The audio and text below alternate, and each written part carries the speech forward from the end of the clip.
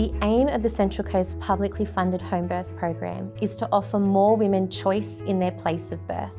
I am one of the midwives on the program, so once I get a labour call from a woman in labour and she has been eligible for home birth, I go out to the home and set up for a home birth and wait for the baby to come.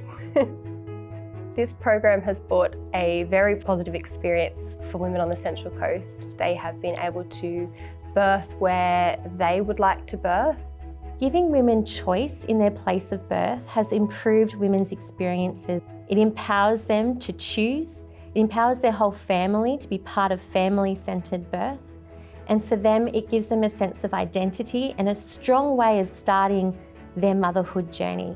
Overwhelmingly, all the women who have been involved in the publicly funded home birth program have been beyond happy. They have all felt satisfied in their birthing experience, in their choices, and in their outcomes for their babies and for their whole family and the wider community. In the first 6 months of our home birth program, we've had over 30 women attempt to birth at home with a 94% normal vaginal birth rate. We've had very successful, timely transfers to hospital and only 2 required caesarean sections that were non-emergent, and both had high satisfactions with their birth. The home birth program has had a positive impact on sustainability and for the environment. We have less waste production in a home birth compared to hospital setting. There is no laundry costs, there's no food costs or food waste associated with the home birth. I am most proud of the midwives of the group practice who have taken this opportunity and embraced it. I have loved being witness to their professional development and seeing their renewed joy in their practice.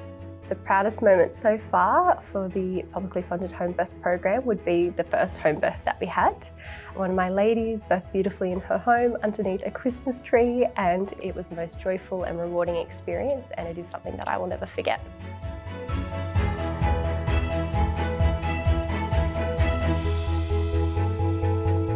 Safe Ways of Working project is based on a model called Safe Wards that is aimed to reduce restrictive practices in mental health and also improve the patient journey and relationship between the nurse and the patients in the unit. So there's quite a few different people involved. We're using it more on a team level, so we're trying to get nurses on the floor who are engaging with patients involved with it, patients themselves to be part of the project. We've got managers and our educator involved as well, and the idea is really to work with the patients to help them be part of the project. One of the initiatives is getting patients to write a message of hope. So patients who are currently on the ward will write an inspiring message that then future patients can look at and refer to when they have an admission, to know that their admission isn't forever and things do get better. They're very patient-focused and recovery-focused. They've introduced new innovative projects such as nurse-led groups. They've introduced a debriefing model, which is now being used in other areas in this district and New South Wales wide. That debriefing project has really improved the culture because it's not only debriefing for the staff but also debriefing for the patients. So staff feel heard and they feel like their feedback's being heard. So it's improved the culture across the board. We've been really lucky having a good team that's keen to bring this onto the ward and can see the positive changes that this can have, not only for us as a team but for the patients. I'm very proud of the team. They work collaboratively together. I'm very proud of Brendan Burnett, who leads the team. He's a quiet leader, but he really does get everyone across the line and on board and working together. We're having less seclusion rates and less restrictive practices. It's helping patients be more comfortable with their nurses and being able to engage more freely with nurses as well. The outcomes that we've seen from the project, we've seen a 60% reduction in our seclusion episodes and we've seen a 90% reduction in our restrictive practices.